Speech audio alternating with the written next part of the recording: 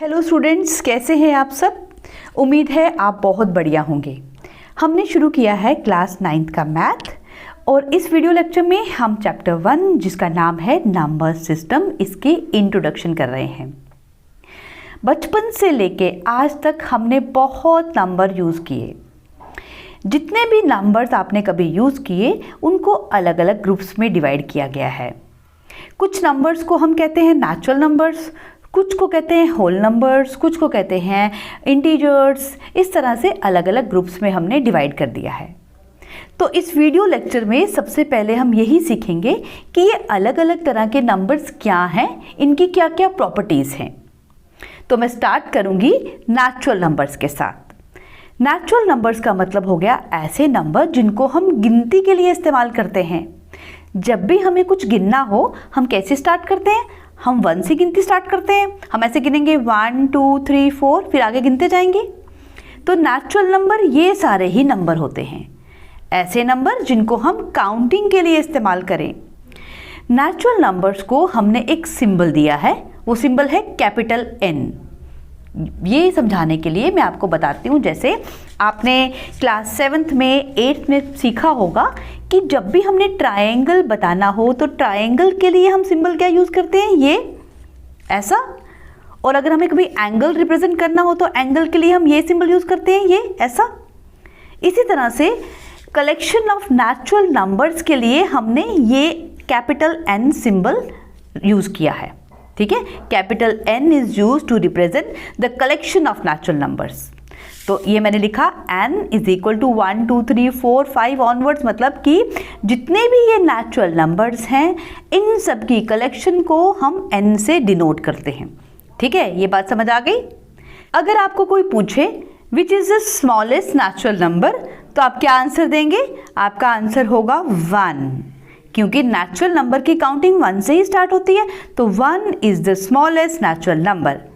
और which is the largest natural number, तो आप कहेंगे there is no largest natural number, क्योंकि नेचुरल नंबर की गिनती तो आगे बढ़ती जाती है, ये तो कभी खत्म ही नहीं होते। Natural numbers are infinite. ठीक है, तो there is no largest natural number. अगर नेचुरल नंबर्स को आपको नंबर लाइन में शो करना है तो आप कैसे करेंगे? एक लाइन बनाएंगे, उसके इक्वल पार्ट्स करेंगे और 1 से काउंटिंग स्टार्ट करेंगे और आगे बढ़ते जाएंगे। और यहाँ पे जो एरो है, ये एरो इस तरफ है, इस तरफ नहीं है। इसका मतलब है कि नेचुरल नंबर्स की गिनती 1 से तो स्टार्ट होती है लेकिन ये आगे बढ़ती जाती है, इसलिए यहाँ पे एरो है। ठीक है, तो ये तो हो गया सारा नेचुरल नंबर्स के बारे में। अब नेक्स्ट पढ़ते हैं हम होल नंबर्स क्या होते हैं। होल नंबर्स का मतलब हो गया natural numbers along with 0 form the collection of whole numbers. अगर हम सारे के सारे नेचुरल नंबर्स लें और उसमें एक 0 को ऐड कर दें, देखिए सारे नेचुरल नंबर भी हैं, बस 0 को ऐड कर दिया तो बन गए होल नंबर्स। होल नंबर्स को हम कैसे रिप्रेजेंट करते हैं? इसके लिए सिंबल है W, capital W। W stands for whole. ठीक है, नेचुरल नंबर्स के लिए सिंबल क्या था? N। होल नंबर्स के लिए क्या है? W। ये आपको याद करना है। ठीक है, अगर हमें होल नंबर्स को नंबर लाइन में शो करना है, रिप्रेजेंट करना है, तो हम इस तरह से एक नंबर लाइन बनाएंगे जिसको इक्वल पार्ट्स में डिवाइड करेंगे। लेकिन ये जो नंबर लाइन होगी ये 0 से स्टार्ट होगी, क्योंकि होल नंबर 0 से ही स्टार्ट होते हैं। अब एक और बात आपको याद करनी है कि अगर आपसे पूछा जाए which is the smallest whole number, तो क्या कहेंगे आप? 0, क्योंकि होल नंबर की काउंटिंग 0 से ही स्टार्ट होती है। And which is the largest whole number, तो there is again no largest whole number, क्योंकि होल नंबर भी इनफाइनाइट होते हैं, ये आगे बढ़ते जाते हैं। अब एक और सवाल, अगर आपको मैं पूछूं कि बताओ क्या सारे के सारे नेचुरल नंबर होल नंबर भी हैं, तो क्या आंसर होगा आपका? Yes, all the natural numbers are also whole numbers. देखिए जितने भी नेचुरल नंबर में ये आ रहे हैं ये सारे के सारे तो होल नंबर में भी हैं। इसका मतलब है सारे नेचुरल नंबर होल नंबर में हैं। अगर इसका रिवर्स पूछूं, क्या सारे के सारे होल नंबर नेचुरल नंबर भी हैं, आप कहेंगे नो, क्योंकि होल नंबर में जो 0 है ये तो नेचुरल नंबर है ही नहीं। तो इसका मतलब हुआ कि सारे होल नंबर जो हैं वो नेचुरल नंबर नहीं हैं। ज़ीरो के अलावा बाकी सब तो है, बस ज़ीरो नहीं है। ठीक है, अब हम पढ़ते हैं आगे नेक्स्ट टॉपिक। नेक्स्ट हम पढ़ेंगे व्हाट आर इंटीजर्स। इंटीजर्स क्या होते हैं? Whole numbers along with negatives of natural numbers are called integers। इसका मतलब क्या हुआ? इसका मतलब हुआ कि हम अगर सारे के सारे होल नंबर ले लें। होल नंबर कैसे होते हैं? जो ज़ीरो से स्टार्ट होते हैं। देखो ये सारे के सारे होल नंबर, इसके साथ साथ मैं हर जितने भी यहाँ पे नेचुरल नंबर है जैसे 1 2 3 4 इनके नेगेटिव भी ले लूँ। पॉजिटिव नंबर और नेगेटिव नंबर इन सबको मैं जब कलेक्ट करूँगी तो बन जाएंगे हमारे इंटीजर्स। ठीक है, इंटीजर्स में यानी कि सारे पॉजिटिव नंबर भी आते हैं, नेगेटिव नंबर भी आते हैं और ज़ीरो भी शामिल होता है। ठीक है, बेसिकली हम कहते हैं इंटीजर्स दो तरह के होते हैं। एक होते हैं पॉजिटिव इंटीजर्स, पॉजिटिव इंटीजर्स, और एक होते हैं negative integers, negative integers. Positive integers मतलब जितने भी पॉजिटिव नंबर हैं 1 2 3 4, और नेगेटिव इंटीजर मतलब जितने भी जिन नंबर्स के साथ माइनस का साइन होता है वो सारे हो गए नेगेटिव इंटीजर्स। ठीक है, ये बात समझ आ गई। अब देखिए जिस तरह से हमने सीखा कि हम हर नंबर को किसी अल्फ़ाबेट के साथ डिनोट करते हैं, तो इंटीजर्स को हम डिनोट करते हैं Z के साथ। Z सिंबल यूज़ किया जाता है इंटीजर्स को डिनोट करने के लिए। ठीक है, तो मैंने यहाँ लिखा Z is equal to this, यानी कि जो पूरे के पूरे पॉजिटिव नंबर्स हैं, नेगेटिव नंबर्स हैं और ज़ीरो, इन सब की कलेक्शन को हम Z से डिनोट करते हैं। अगर हमें इंटीजर्स को नंबर लाइन में रिप्रेजेंट करना हो तो हम कैसे बनाएंगे? यहाँ देखिए, ये मैंने एक लाइन बनाई, इसके सेंटर में रखा 0, राइट साइड में सभी पॉजिटिव नंबर होते हैं इसमें, और लेफ्ट साइड में सभी नेगेटिव नंबर। और जो ये लाइन है इसके दोनों तरफ एरो है। इसका मतलब क्या हुआ? इसका मतलब ये हुआ कि जो इंटीजर्स हैं वो कभी ख़त्म नहीं होते, यानी कि अगर हम यहाँ पे बढ़ते जाएंगे 5 6 7 8 9 10 तब भी हम आगे इनफाइनाइट नंबर ले सकते हैं। और इसी तरह से नेगेटिव में भी इस तरह से आगे आगे आगे बढ़ते सकते हैं, हम बढ़ सकते हैं जैसे -6 -7 -8 आगे ये इनफाइनाइट होते हैं। तो अब ये क्वेश्चन बनता है कि बताइए which is the smallest integer? तो आप कहेंगे there is no smallest integer, क्योंकि यहाँ पे इस तरफ भी ये बढ़ते जाते हैं और इस तरफ भी। There is no smallest integer and there is also no largest integer. ना तो कोई सबसे छोटा इंटीजर होता है ना सबसे बड़ा, ये दोनों तरफ इंटीजर जो है पॉजिटिव साइड और नेगेटिव साइड आगे बढ़ते जाते हैं। ठीक है, अब नेक्स्ट सवाल ये बनता है कि बताइए क्या सारे के सारे इंटीजर्स होल नंबर होते हैं? अगर आपसे कोई पूछे कि क्या सारे के सारे इंटीजर्स होल नंबर हैं, तो आप कहेंगे नहीं, सारे के सारे इंटीजर होल नंबर नहीं होते, सिर्फ 0 और जितने ये 1 2 3 4 ये पॉजिटिव वाले इंटीजर्स हैं ये होल नंबर होंगे। ठीक है, क्या सारे के सारे होल नंबर इंटीजर्स हैं? आप कहेंगे यस। ये देखिए जितने होल नंबर 0 से स्टार्ट होते हैं और सारे पॉजिटिव नंबर होते हैं, तो सारे के सारे होल नंबर जो हैं वो इंटीजर्स होंगे। अब इसी तरह से कोई पूछे क्या सारे के सारे इंटीजर्स नेचुरल नंबर हैं? आप कहेंगे नहीं, सिर्फ जो पॉजिटिव इंटीजर हैं 1 2 3 4 ये नेचुरल नंबर हैं। पर ये अगर कोई पूछे कि बताइए क्या सारे नेचुरल नंबर इंटीजर्स हैं? आप कहेंगे यस। ठीक है, ये बातें आपको ध्यान से समझनी है। अब इंटीजर्स के बारे में भी हो गया। अब हम सीखते हैं फ्रैक्शंस क्या होती हैं। फ्रैक्शन मतलब a part of whole is a fraction. Fraction is the ratio of two natural numbers. जब हम दो नेचुरल नंबर लें उनकी रेशो निकालें, जैसे मैंने एक नेचुरल नंबर ले लिया 3 और एक ले लिया 4, तो इस तरह से मैं दो नंबर्स की जब रेशो कैलकुलेट करूंगी ये बन गई एक फ्रैक्शन। फ्रैक्शन में ऊपर वाले नंबर को बोलते हैं न्यूमरेटर और नीचे वाले को डिनोमिनेटर। ठीक है, लेकिन फ्रैक्शंस में एक कंडीशन होती है, वो ये कि ऊपर और नीचे दोनों तरफ एक नेचुरल नंबर होना चाहिए, यानी कि एक पॉजिटिव नंबर होना चाहिए। और दूसरी बात ये होती है इसमें कि नीचे जो डिनोमिनेटर है वो 0 नहीं होना चाहिए। कभी भी हम कोई नंबर ऐसे नहीं लिख सकते 3/0, डिनोमिनेटर में कभी भी 0 नहीं आ सकता। ठीक है, फ्रैक्शंस को हम नंबर लाइन में इस तरह से रिप्रेजेंट करते हैं। हम नंबर लाइन लेंगे, जैसे 0 से लेके मैंने यहाँ पे 1 तक पूरा एक नंबर हो 0 से 1, इसके आगे पार्ट्स कर दिए 1/4, 2/4, 3/4 एंड 1। इस तरह से हम फ्रैक्शंस को नंबर लाइन में रिप्रेजेंट करते हैं। ठीक है, अब हम आगे पढ़ते हैं रैशनल नंबर्स क्या होते हैं। अब नेक्स्ट टाइप के हमारे पास नंबर्स हैं रैशनल नंबर्स। रैशनल नंबर्स की डेफिनेशन पहले सीखते हैं। ये डेफिनेशन कहती है any number which can be expressed in the form of p/q where p and q are integers and q is not equal to 0। इसका मतलब है कोई भी ऐसा नंबर जिसको हम p/q की फॉर्म में लिख सके, मतलब एक रेशो की फॉर्म में एक्सप्रेस कर सके। जैसे मैंने यहाँ पे लिखा है 7/9। दो नंबर्स को जब हम इस प्रकार रेशो इनकी निकालते हैं तो वो बन गया एक रैशनल नंबर।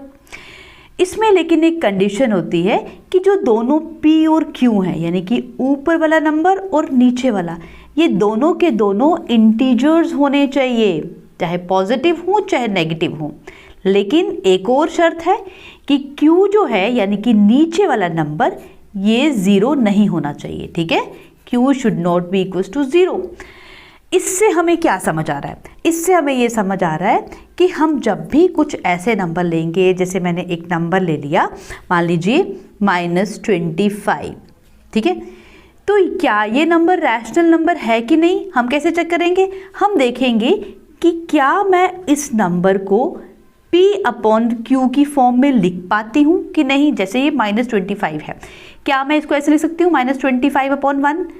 इसके नीचे मैंने 1 लिखा, कोई फर्क नहीं पड़ा, इसका मतलब है ये बन गया एक रैशनल नंबर। अब हम चेक करेंगे क्या इसके ऊपर भी इंटीजर है, नीचे भी। हाँ, ऊपर एक नेगेटिव इंटीजर है, नीचे एक पॉजिटिव इंटीजर है, तो बन गया ये एक रैशनल नंबर। ठीक है, असली में जो रैशनल शब्द है ये निकला ही रेशो से है। देखो, रैशनल मतलब रेशो, ये देखो रेशो, RATIO, इसी रेशो शब्द से ही रैशनल शब्द निकला है। ठीक है, और आपने इसमें याद रखना है कि जितने भी रैशनल नंबर्स की कलेक्शन है, the collection of rational numbers is denoted by q। Rational numbers की कलेक्शन को हम q जो शब्द है, q जो अल्फ़ाबेट है, कैपिटल Q, इससे डिनोट करते हैं। q जो है असली में ये कहाँ से आया है? कोशेंट, क्योंकि हम इसमें दो नंबर्स को डिवाइड करते हैं तो जो उनका कोशेंट निकालते हैं, फिर कोशिश करते हैं q निकालने की, तो q मतलब कोशेंट, इस q शब्द से डिनोट किए जाते हैं सारे के सारे रैशनल नंबर्स। ठीक है, अब हम रैशनल नंबर्स की कुछ और एग्जांपल लेते हैं। जैसे कि मैं अलग अलग नंबर लेती हूँ। मैंने एक नंबर ले लिया, मेरे पास नंबर है 7326015। मैंने एक बिगर नंबर ले लिया और नीचे भी मैं लिखती हूँ 56000132। ठीक है, क्या ये एक रैशनल नंबर है? मैं कैसे चेक करूँगी? पहले हम देखेंगे क्या ऊपर एक इंटीजर है? हाँ, ऊपर भी एक इंटीजर है। नीचे एक इंटीजर है? हाँ, नीचे भी एक इंटीजर है। तो ये बन गया एक रैशनल नंबर। ठीक है, ऐसा कोई भी नंबर जिसको p/q की फॉर्म में हम लिख पाए तो वो होता है एक रैशनल नंबर। अब रैशनल नंबर की कुछ प्रॉपर्टीज है। इनमें से पहली प्रॉपर्टी ये है कि जितने भी नेचुरल नंबर्स हैं, ठीक है, नेचुरल नंबर्स हैं, जितने भी होल नंबर्स हैं और जितने भी इंटीजर्स हैं, ये सारे के सारे रैशनल नंबर भी होते हैं। ठीक है, एक तो आपने ये याद रखना है।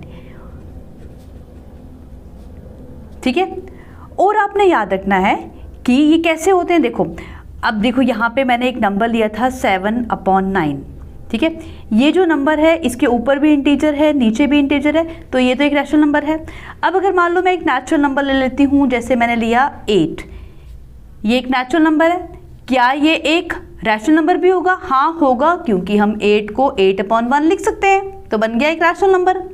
इसी तरह से मान लो होल नंबर। होल नंबर में मैं एक नंबर लेती हूँ, मान लो मैंने 0 ही ले लिया। क्या 0 एक रैशनल नंबर है?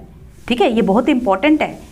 ये सीखना कि ज़ीरो रैशनल नंबर है कि नहीं। हम देखो, क्या मैं ज़ीरो को 0/1 लिख सकती हूँ? हाँ लिख सकती हूँ, क्योंकि 0/1 अगेन ज़ीरो ही बन जाएगा।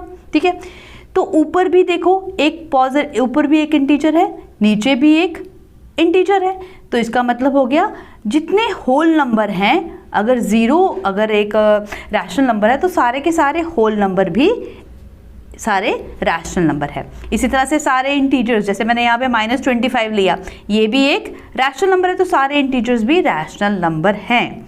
ठीक है, यहाँ तक होगी बात क्लियर। अब हम रैशनल नंबर्स के बारे में एक और चीज़ सीखेंगे, वो क्या है कि जितने भी रैशनल नंबर्स हैं उनकी यूनिक रिप्रेजेंटेशन नहीं होती। इसका मतलब क्या है? इसका मतलब है कि जितने भी रैशनल नंबर्स हैं they do not have unique representation, यानी कि एक ही रैशनल नंबर को मैं अलग अलग तरह से लिख सकती हूँ। जैसे मैंने लिखा 1/2, तो 1/2 को तो हम ये भी लिख सकते हैं, 2/4 लिख सकते हैं ना, इसको ऊपर भी 2 से मल्टीप्लाई करो, नीचे भी, तो 2/4 बन गया।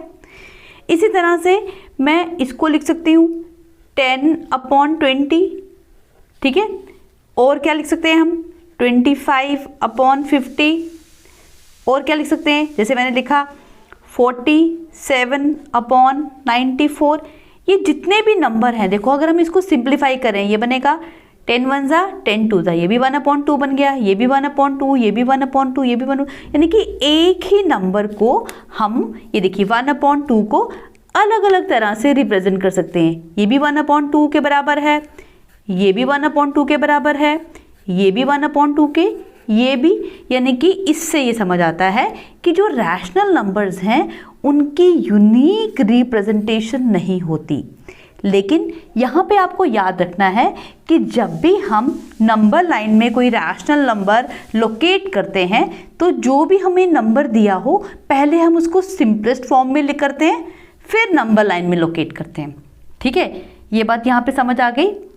अब हम आगे कुछ क्वेश्चंस के आंसर सीखते हैं। वो क्वेश्चंस क्या हैं?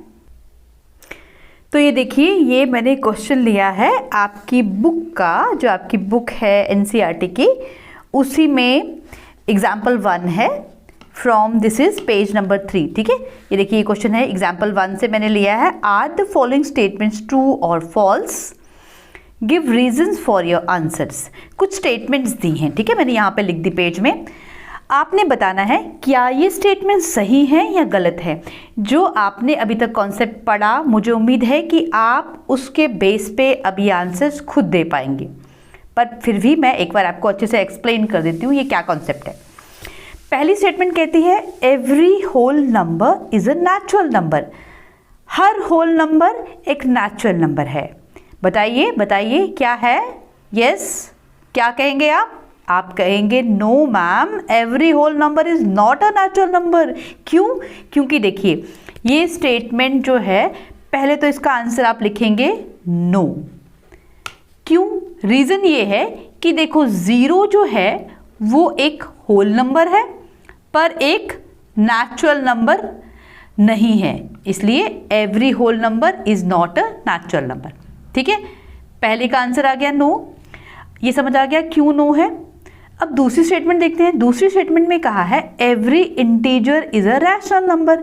ये कह रहा है कि जितने भी इंटीजर्स हैं, यानी कि हर इंटीजर एक रैशनल नंबर भी है। हाँ, यस, इसका आंसर क्या है? यस, इसका आंसर यस इसलिए है कि हम कोई भी इंटीजर ले लें, चाहे वो पॉजिटिव लें चाहे नेगेटिव। जैसे अगर मैंने एक नंबर ले लिया -4, तो हर इंटीजर को हम एटलीस्ट ऐसे तो लिख सकते हैं ना, जैसे -4/1 इसको लिख सकते हैं, तो बन गया ये एक रैशनल नंबर। तो हर इंटीजर एक रैशनल नंबर भी है। ठीक है, थर्ड स्टेटमेंट है every rational number is an integer. Her rational number एक इंटीजर भी है।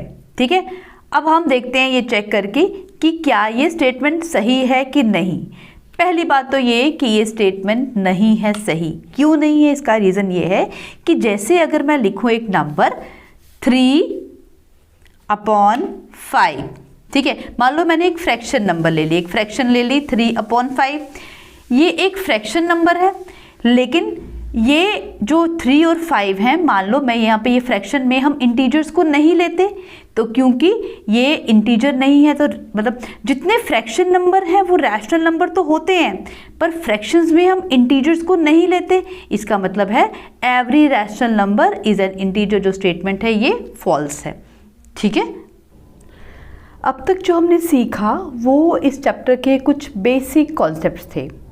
देखो बच्चों, मेरे हिसाब से ये बेसिक कॉन्सेप्ट सीखना आपके लिए बहुत बहुत ज़रूरी है, क्योंकि मुझे पता है कि बहुत से ऐसे बच्चे होंगे जिनका 7th में 8th में मैथ्स वीक होगा, या कुछ कॉन्सेप्ट्स होंगे जो 7th 8th के वो समझ नहीं पाए होंगे। हो सकता है कुछ बच्चे ऐसे हो जो 6th का मैथ भी अच्छे से नहीं समझ पाए हो। तो 9th जो क्लास है ये बहुत इंपॉर्टेंट क्लास है। वैसे तो हर क्लास बहुत इंपॉर्टेंट है, लेकिन 9th क्लास एक बहुत इंपॉर्टेंट क्लास क्यों है? क्योंकि ये एक टर्निंग पॉइंट होता है आपकी लाइफ में। इस क्लास में अगर कोई बच्चा प्रॉपर तरीके से कंसंट्रेशन दे के पढ़ता है तो आगे की क्लासेस उसके लिए बहुत इजी हो जाती हैं, क्योंकि ये कॉन्सेप्ट्स जो है आगे जुड़ते जाते हैं। 10th 11th 12th फिर आगे आप कोई एग्ज़ाम देंगे, कोई एंट्रेंस या कोई जॉब के लिए, तो बहुत से कॉन्सेप्ट्स यही वाले यूज़ होंगे वहाँ पे।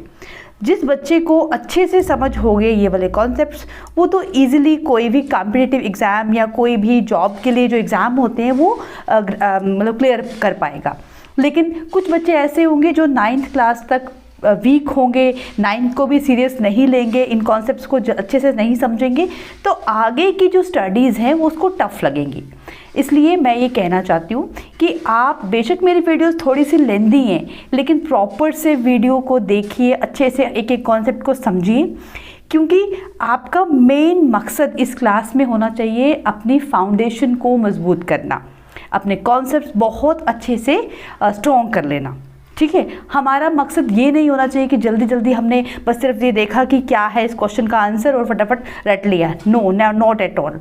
हमें एक लंबी रेस का घोड़ा बनना है। मतलब हमें ऐसी पढ़ाई करनी है जो हमें फ्यूचर में भी आगे काम आ सके। इसके लिए हम बहुत फोकस के साथ पढ़ेंगे। मेरी हर वीडियो इतनी ही थॉरो होगी ताकि हर बच्चे को, चाहे उसका मेंटल लेवल कैसा भी है, उसको हर कॉन्सेप्ट अच्छे से समझ आए।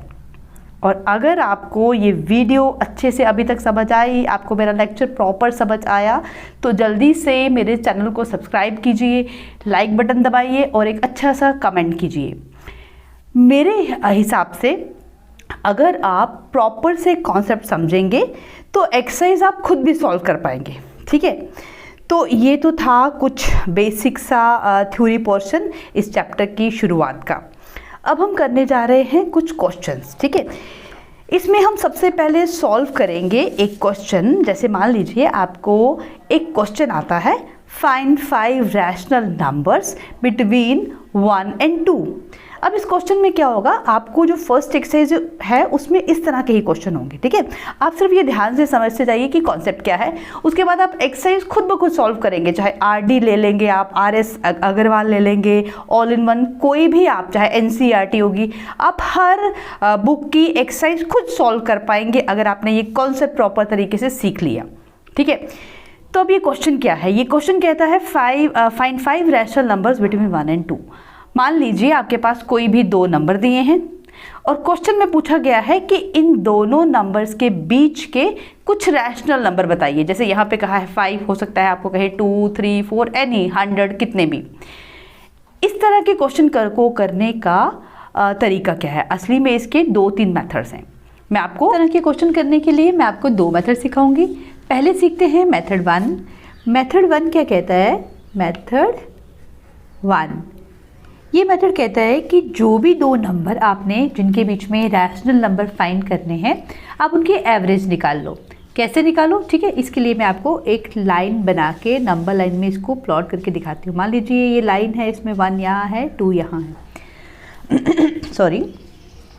अब हम क्या करेंगे इस मेथड में, जिन 2 नंबर्स के बीच के नंबर मुझे फाइंड करने हैं, पहले मैंने उन दोनों नंबर्स को लिखा, उनको प्लस किया और डिवाइड कर दिया 2 से। ठीक है, 1 + 2 डिवाइडेड बाय 2, तो क्या बन जाएगा? ये बनेगा 3/2। ठीक है, तो इस तरह से मैंने 1 और 2 के बीच का नंबर ढूंढ लिया। क्या आया नंबर? 3/2। ठीक है, अब मैं चाहूँ तो 1 और 3/2 के बीच का नंबर ढूंढ सकती हूँ, या 3/2 और 2, इस तरह से हम अब इनके बीच के नंबर ढूंढ लेते हैं। मान लो मैंने पहले ये ले लिया, ठीक है, पहला मैंने ये किया। अब नेक्स्ट स्टेप में मैंने 1 + 3/2 होल डिवाइडेड बाई 2 करना है, मतलब इन दोनों को लिया, इनकी भी एवरेज निकाली, इनको 2 से डिवाइड कर दिया।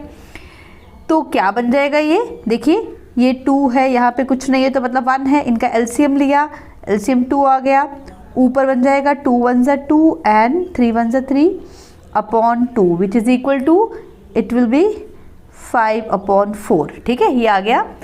इस तरह से हमने देखा कि अब इन दोनों के बीच का नंबर हमें मिल गया 5/4, ठीक है। अब नेक्स्ट मैं इन दोनों के बीच के नंबर ढूंढ लेती हूँ। कैसे ढूंढूंगी, वैसे ही 3/2 + 2 होल 2, ये क्या बन जाएगा 3 + 4/2 whole 2 which is equal to 7/4, 2 2 ज़ा 4, ये दोनों मल्टीप्लाई हो जाएंगे।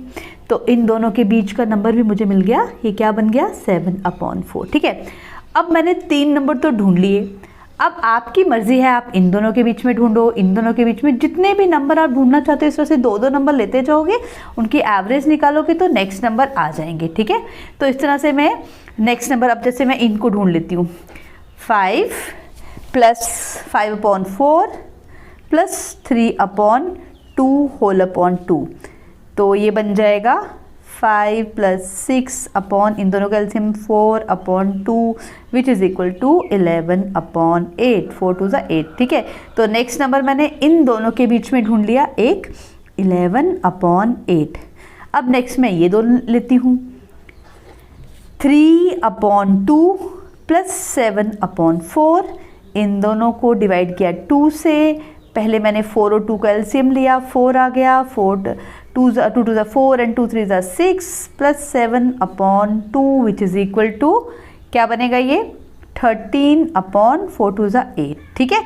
ये मैंने यहाँ पे प्लॉट कर दिया। तो देखिए 1 और 2 के बीच के मैंने 5 नंबर ढूंढ दिए, कौन कौन से, एक नंबर मुझे मिल गया 5/4, नेक्स्ट क्या मिल गया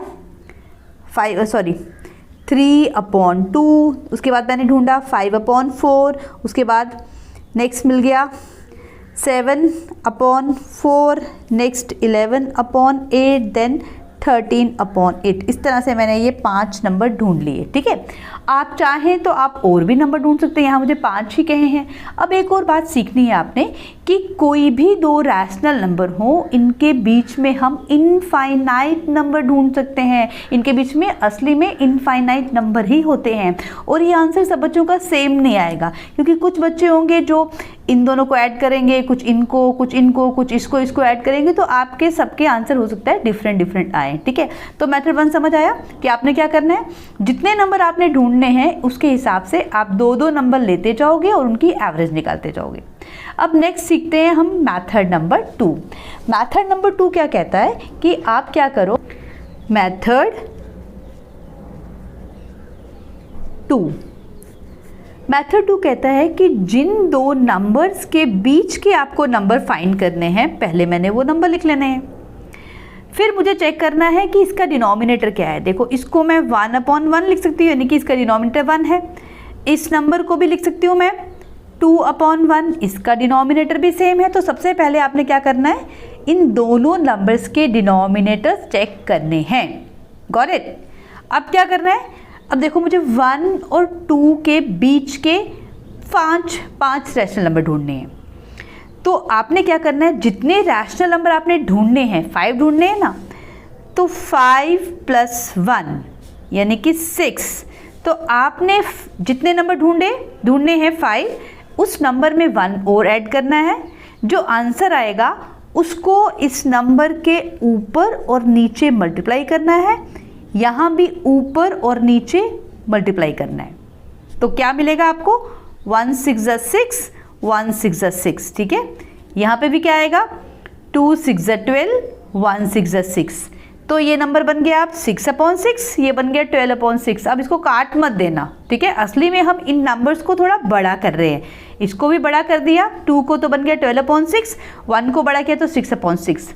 अब ये जो 6/6 है और 12/6 है। अब इसके बीच के हम 5 नंबर्स लिख लेंगे।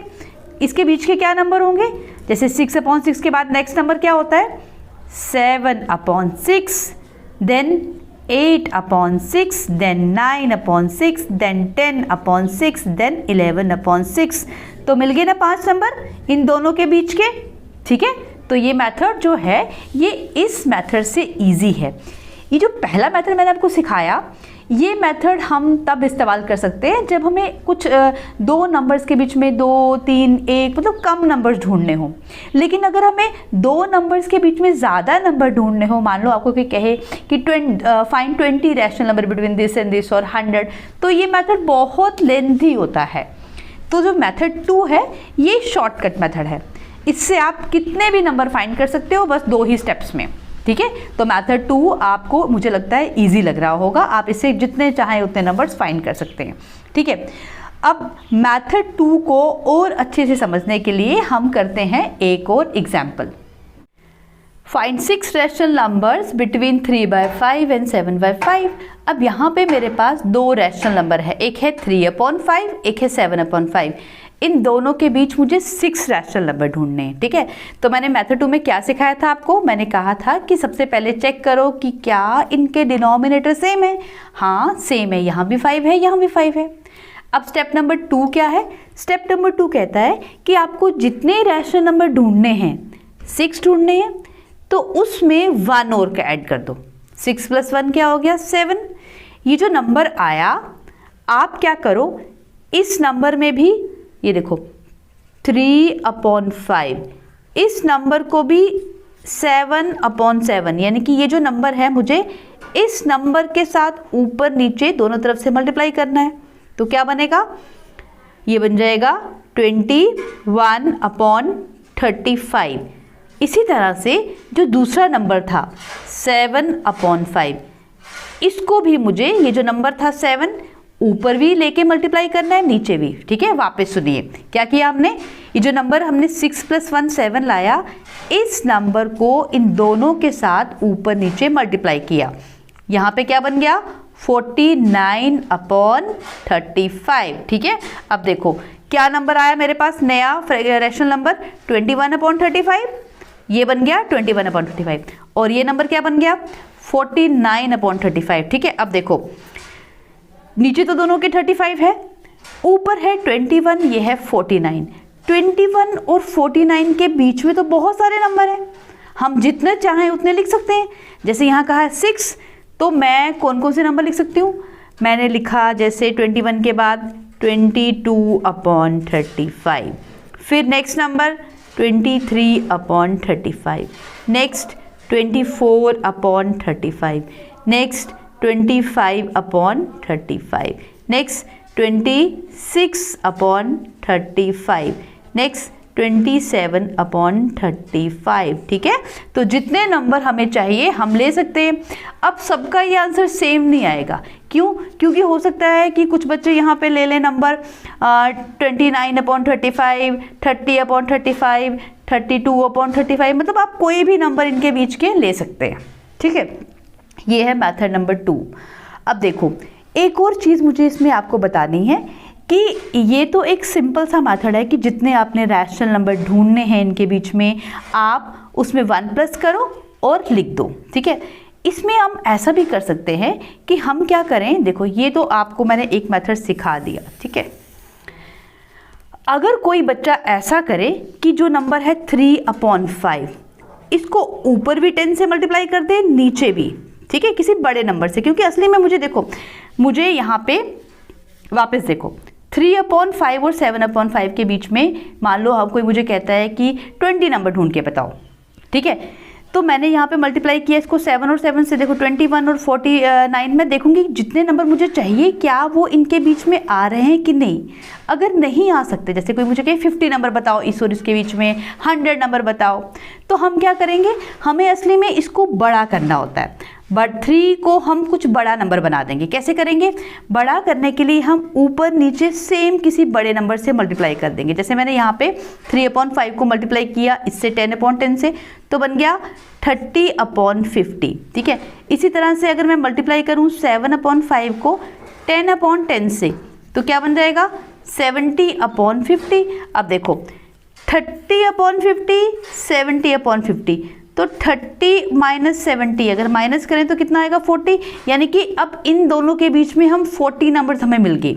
ठीक है, तो अगर हम चाहें कोई मुझे क्वेश्चन दे कि इनके बीच के 20 नंबर बताओ, 30 बताओ, तो मैं आराम से बता सकती हूँ। ठीक है, लेकिन अगर मुझे और बड़ा करना है तो हम क्या कर सकते हैं, मतलब किसी भी नंबर से आप मल्टीप्लाई कर सकते हो, ऊपर भी नीचे भी। मैं चाहूँ तो यहाँ पे 100/100 से मल्टीप्लाई कर दूँ, इसको भी मल्टीप्लाई कर दूँ 7/5 को 100/100 से।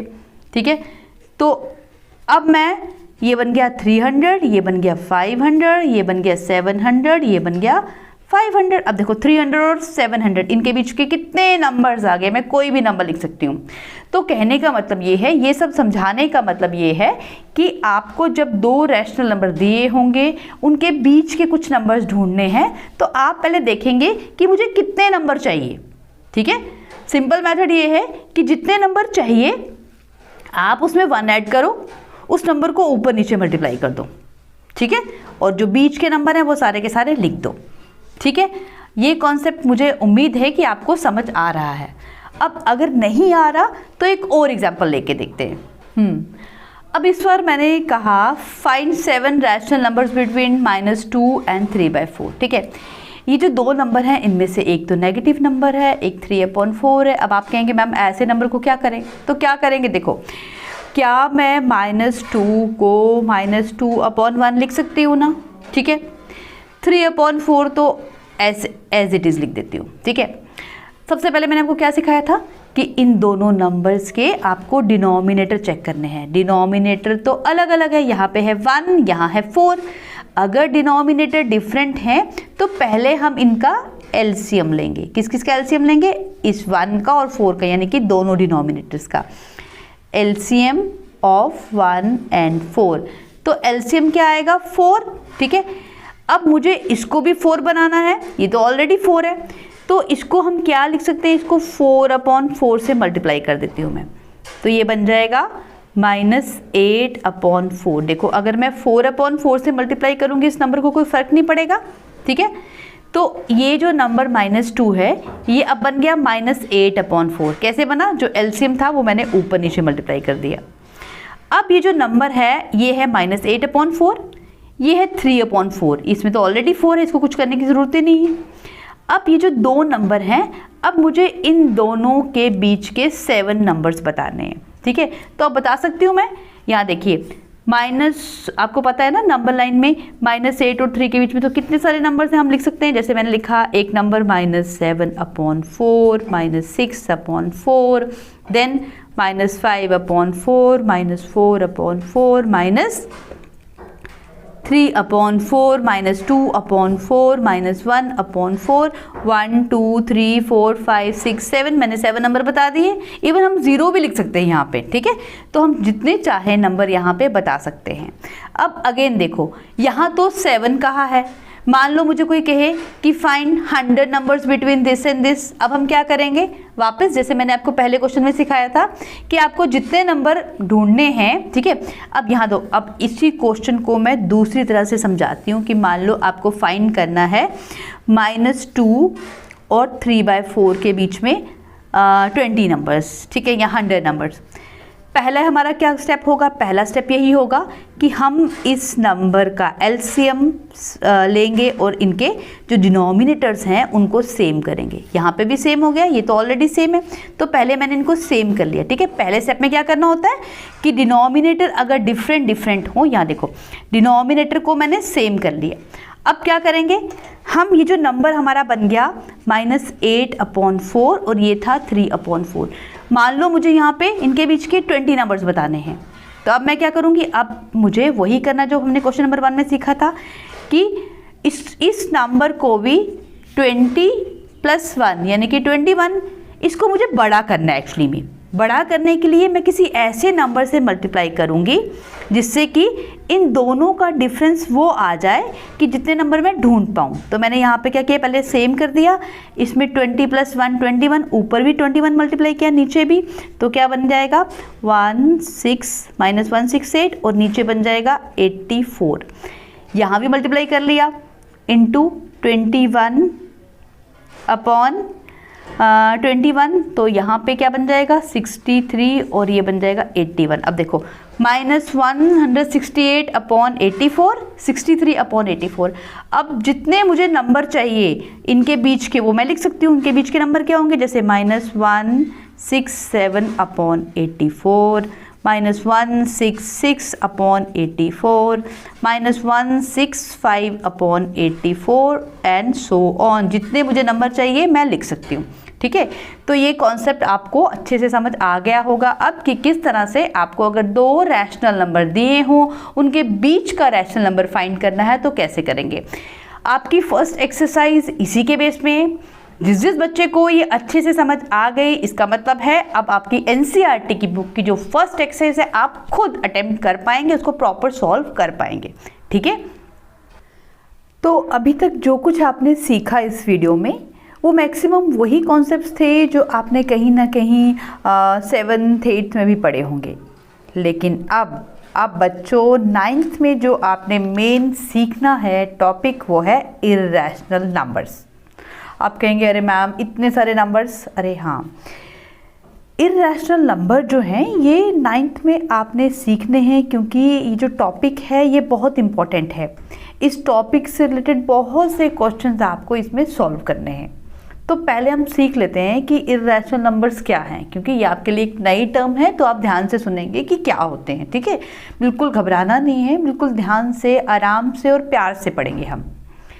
इर्रेशनल नंबर का मतलब है कोई भी ऐसा नंबर जिसे हम P/Q की फॉर्म में एक्सप्रेस नहीं कर सके, यानी कि ये तो हुए रैशनल नंबर की उल्टा। बिल्कुल सिंपल है, ऐसे नंबर जो रैशनल नहीं है उनको कहेंगे इर्रेशनल नंबर।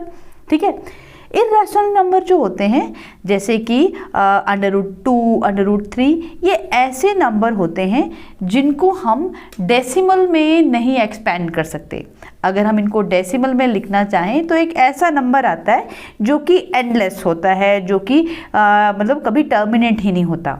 ठीक है, अब इर्रेशनल नंबर के बारे में आपको ये भी सीखना है कि जैसे हमने सीखा था कि हर नंबर जो होते हैं उनकी कलेक्शन को हम किसी न किसी अल्फ़ाबेट से डिनोट करते हैं। इर्रेशनल नंबर्स को हम P अल्फ़ाबेट, कैपिटल P से डिनोट करते हैं। ठीक है, तो क्या सीखा हमने, a number S is called irrational if it can not be expressed in the form of P/Q where P and Q are integers and Q is not equal to 0। कोई भी नंबर जिसको हम P/Q की form में denote नहीं कर पाए, express नहीं कर पाए, उसे कहते हैं इर्रेशनल नंबर। इर्रेशनल नंबर्स के लिए सिंबल होता है P, और कुछ कॉमन एग्जांपल्स हैं इर्रेशनल की, √2, √3, √11, 5, और इसके अलावा जैसे कोई नंबर है 1.10110010, मतलब कि कोई ऐसा नंबर जो एंडलेस हो, जो पॉइंट के आगे बढ़ता जाए, कभी ख़त्म ही ना हो, और उसमें कोई ऐसा पर्टिकुलर पैटर्न ना हो जो रिपीट हो रहा हो, उसे कहते हैं इर्रेशनल नंबर। जैसे एक और मैं आपको एग्जांपल देती हूँ। मैंने एक नंबर लिखा 3.141592, और मान लीजिए ये नंबर आगे ख़त्म ही नहीं हो रहा जब मैं इसको लिख रही हूँ, इसको सॉल्व कर रही हूँ, तो ये बन गया एक इर्रेशनल नंबर। अब यहाँ मैंने लिखा √2 भी एक इर्रेशनल नंबर है। आप कहेंगे मैम √2 क्यों इर्रेशनल नंबर है? इसका कारण ये है कि अगर मैं √2 को कैलकुलेट करूँ तो इसकी वैल्यू जो निकलेगी वो कैसे निकलेगी, ऐसे 1.414213 और आगे आगे आगे ये चलता ही जाएगा, ख़त्म ही नहीं होगा।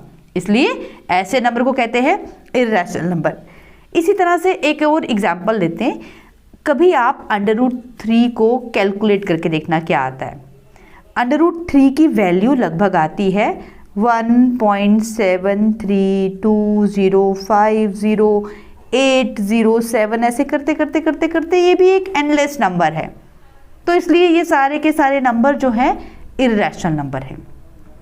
इसके पीछे एक कहानी भी है। ठीक है, जब भी इर्रेशनल नंबर्स की बात होती है तो आपको याद होना चाहिए कि जो इर्रेशनल नंबर्स हैं इनकी खोज किसने की, किसको कहा जाता है कि इसने इर्रेशनल नंबर की डिस्कवरी की।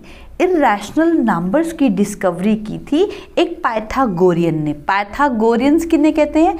जो लोग पाइथागोरस जो कि एक मैथमेटिशियन था, एक फिलोसफर था, जो उसके फॉलोअर्स थे ना, उनको कहते थे हम पाइथागोरियंस। तो उन्हीं पाइथागोरियंस में से एक था हिपासस। हिपासस ने सबसे पहले इर्रेशनल नंबर्स की डिस्कवरी की थी। और ऐसा कहने में आता है, ऐसा सुनने में आता है कि जो पाइथागोरियंस थे इस बात को सुन के शॉक हो गए। मतलब जब हिपासस ने डिस्कवर किया कि कुछ नंबर ऐसे भी हैं जो रैशनल नहीं हैं। एक्चुअली में जो पाइथागोरियन थे ना, वो ये बिलीव करते थे कि दुनिया में जितने भी नंबर्स हैं वो रैशनल नंबर हैं। लेकिन हिपासस ने जैसे ही ये डिस्कवर किया कि नहीं, कुछ नंबर ऐसे भी हैं जो इर्रेशनल हैं, तो ये बात उनको हजम नहीं हुई। और ऐसे मिथ हैं बहुत सारे कि जो पाइथागोरियन थे उन्होंने इसकी डिस्कवरी के लिए हिपासस को डुबा के मार दिया। ठीक है भाई, ये मैं नहीं कह रही हूँ, ऐसा लिखा गया है या ऐसे सुनने में आता है। तो चलो हमें क्या करना, हमें सिर्फ इतना याद रखना है कि जो इर्रेशनल नंबर्स हैं उनकी डिस्कवरी किसने की थी? हिपासस ने। ठीक है, आप ये नाम याद रखेंगे। तो ये तो थी इसके पीछे की कहानी। अब पढ़ें ये नंबर क्या होते हैं। ये जो नंबर होते हैं, ठीक है, अब देखो आपको मैंने सिखाया कि √2 एक इर्रेशनल नंबर है। ठीक है, ऐसे नंबर जिनको P/Q की फॉर्म में नहीं लिख पाएंगे। हो सकता है आप में से किसी बच्चे के दिमाग में आ जाए कि मैम √2 को तो हम लिख सकते हैं, √2/1 तो बन गया ये P/Q की फॉर्म में, तो ये भी बन गया रैशनल नंबर। नो, ऐसा नहीं है, क्योंकि रैशनल नंबर की डेफिनेशन क्या कहती है कि ऊपर भी इंटीजर होना चाहिए, नीचे भी। तो क्या √2 एक इंटीजर है? नहीं है ना। तो √2 इंटीजर ही नहीं है तो कैसे बनाइए रैशनल नंबर? ठीक है, ये बात समझ आ रही है आपको मैं क्या कहना चाहती हूँ कि रैशनल नंबर वही होगा जिसमें ऊपर नीचे दोनों इंटीजर होंगे, Q 0 नहीं होगा। ठीक है, तो इसलिए √2 √3 ये नंबर जो है रैशनल नहीं है। अब एक और इसके बारे में आपको बात बताना चाहती हूँ इर्रेशनल नंबर के बारे में, कि जितने भी इर्रेशनल नंबर्स हैं, जैसे कि उनकी एक एग्जांपल, मतलब उनकी कुछ पहचान ये है कि जो नंबर एक परफेक्ट स्क्वायर नहीं है वो सारे के सारे इर्रेशनल हैं। ठीक है, जैसे देखो मैं लिखते जाती हूँ √1 √2 √3 √4 √5 √6 √7 √8 √9। ठीक है, ऐसे अगर मैं आगे कैलकुलेट करते जाऊँ, देखो जो नंबर एक परफेक्ट स्क्वायर है, जैसे √1 क्या होता है 1, तो ये एक रैशनल नंबर बन गया। √2 की तो वैल्यू ही नहीं कैलकुलेट कर पाएंगे, ये आगे निकलता जाएगा, तो ये क्या बन गया? एक इर्रेशनल नंबर। ठीक है, मैंने यहाँ पे I लिख दिया। √3 इसकी वैल्यू भी इस तरह से आ जाएगी, ये भी एक इर्रेशनल नंबर बन गया। √4 को तो हम लिख सकते हैं 2, ये तो 2 बन जाएगा, तो ये इर्रेशनल नंबर नहीं है। ठीक है, इसी तरह से √5 √6 जिस नंबर को अगर हम सॉल्व करें तो वो एक, जैसे ये 3 बन जाएगा। जो नंबर एक परफेक्ट स्क्वायर है, ठीक है, ये बन गया 3, तो ये हो जाएगा एक रैशनल। और जो नंबर रूट के बाहर नहीं आ सकता, इसको हम प्रॉपर से कैलकुलेट नहीं कर पाएंगे, वो सारे क्या बन जाएंगे? Irrational numbers. ठीक है, अब आपको समझ आ रही है बात धीरे धीरे कि इर्रेशनल नंबर्स क्या है। ठीक है, अब एक और चीज़ कुछ बच्चों के दिमाग में आ रही होगी कि मैम फाई की वैल्यू तो 22/7 है, तो इसका मतलब है इसको तो P/Q की फॉर्म में हम लिख सकते हैं, तो ये कैसे हो गया इर्रेशनल? अरे भाई, जो फाई है इसकी जो हम वैल्यू लेते हैं ये एक्चुअली में अप्रॉक्सीमेट वैल्यू ली हुई है हमने।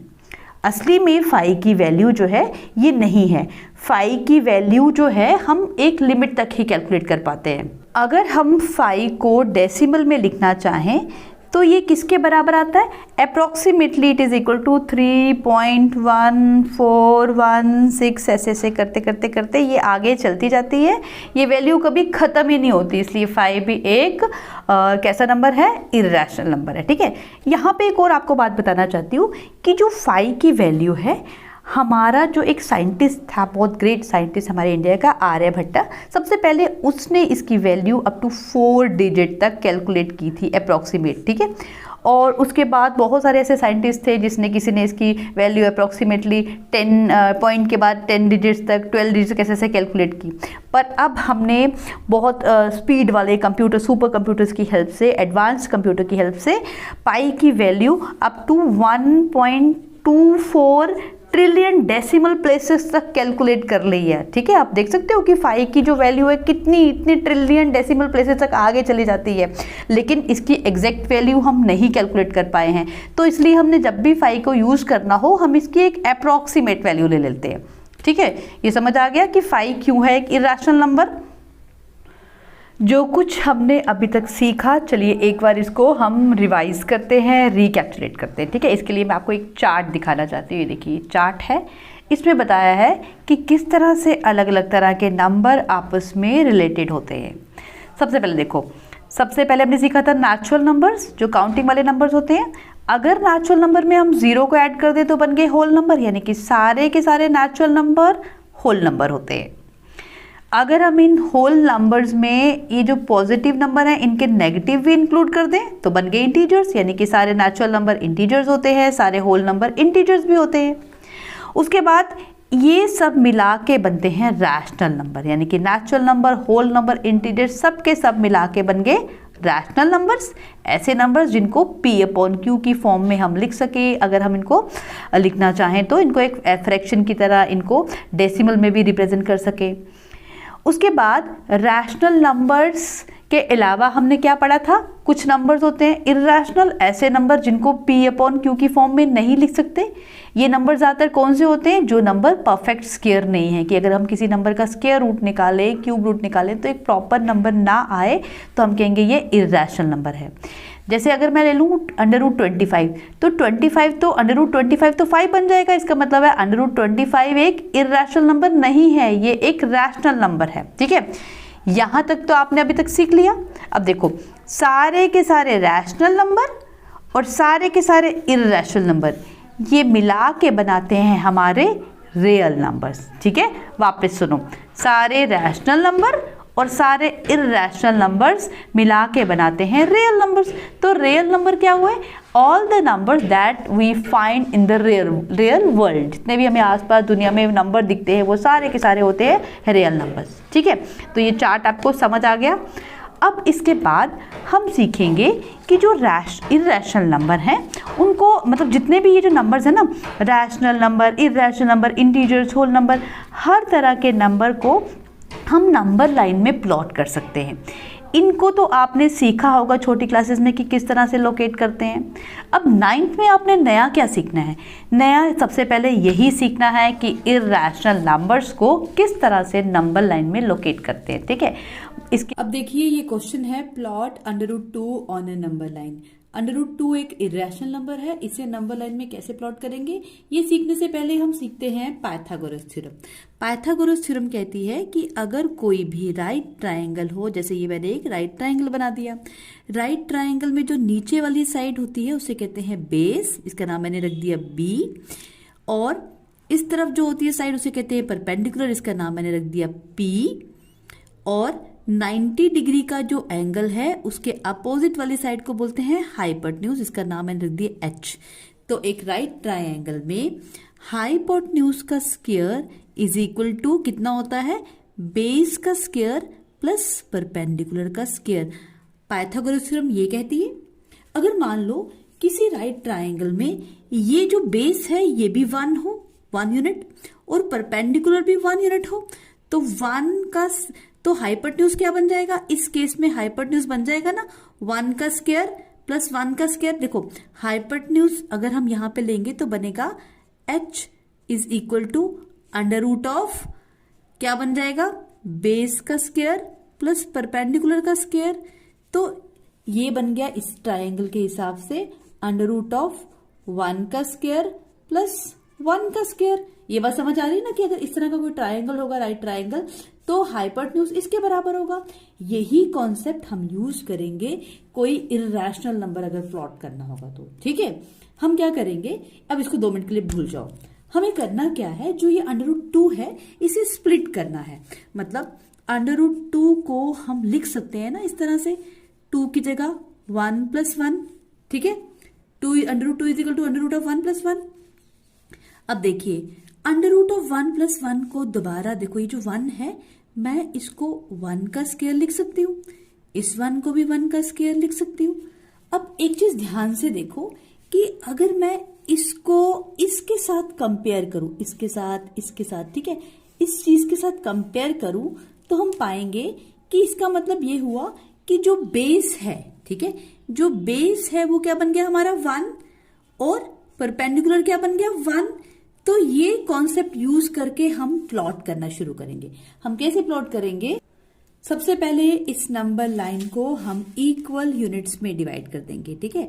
आप अपने हिसाब से 1 सेंटीमीटर या 1 इंच कितना भी ले सकते हैं। मैं आपके कन्वीनियंस के लिए कि आपको प्रॉपर से दिखाई दे कि मैंने कहाँ नंबर प्लॉट किए हैं, मैं 1 इंच का डिस्टेंस ले रही हूँ। देखो ये 1 2 यहाँ पे हो जाएगा 3, इस तरह से मैंने प्लॉट कर दिया अलग अलग नंबर्स, ठीक है। अब इनके नाम लिखते हैं। जो सेंटर पॉइंट है जिसे हम कहते हैं 0, हम यहां पे इस 0 को एक नाम देते हैं O, ठीक है। O मतलब O जो है वो 0 पॉइंट से कोइंसाइड कर रहा है, जहां 0 होता है वहां मैंने O लिख दिया। अब यहां पे O से लेके 1 यूनिट के डिस्टेंस तक मैंने एक पॉइंट लगाया, इसका नाम रख दिया मैंने कुछ भी, जैसे मैंने A लिख दिया, ठीक है। आगे जो नंबर होगा, जैसे अगर ये 0 है, ये 1 है, ये 2 होगा, ये 3 होगा, और इसके लेफ्ट साइड भी ये बन जाएगा इस तरह से। मान लो अगर ये 0 है तो ये बन जाएगा -1, ये बन जाएगा -2, और करते करते ये आगे बढ़ता जाएगा, ठीक है। ये तो मैंने प्लॉट कर दिया नंबर। अब मुझे करना क्या है कि जहां पे मुझे यहां पे देखा कि बेस 1 यूनिट लेना है, तो ये जो बेस होगा मेरा, मैं यहां पे एक राइट ट्राइंगल बनाऊंगी। कैसे बनाऊंगी? पहले मैं इसका बेस बनाऊंगी। बेस है 1, तो यहां पे 1 यूनिट पे जाके मैं एक 90 डिग्री का एंगल बनाऊंगी। आपको मुझे लगता है अच्छे से समझ होगी कि 90 डिग्री का एंगल कैसे बनाते हैं। पहले हम इसको इस तरह से करेंगे कट। देखिए ऐसे ऐसे ऐसे, ये तो आपने 8 में भी सीखा होगा कैसे बनाते हैं, ठीक है। अब मुझे यहाँ पे एक लाइन बनानी है। आप स्ट्रेट लाइन कितनी भी लेंथ की बना सकते हो, ठीक है, क्योंकि यहाँ पे हमें फिक्स नहीं है कितनी बनानी है। मैंने यहाँ पे इतनी बना दी, इतनी लंबी लाइन। इसका कुछ भी नाम भी लिख सकते हो। अब आपने क्या करना है, वापस से 1 यूनिट के डिस्टेंस पे इस लाइन को कट लगा देना है, ठीक है। इसको कट कर देना, जैसे मैंने यहाँ पे मेरा 1 यूनिट हो रहा है, यहाँ पे मैंने इसे कट लगा दिया, और इस पॉइंट का कुछ नाम रखना है। जैसे मैंने यहाँ पे नाम लिख दिया, अगर इसका नाम O था तो मैंने इस पॉइंट का नाम रख दिया OA, और इसका नाम रख दिया B, ठीक है। अब क्या करना है, बिल्कुल सिंपल। अब मुझे OB को जोड़ देना है, बस ये ज्वाइन कर दिया मैंने O और B को, ठीक है। देखो बन गया। अब नेक्स्ट स्टेप क्या है?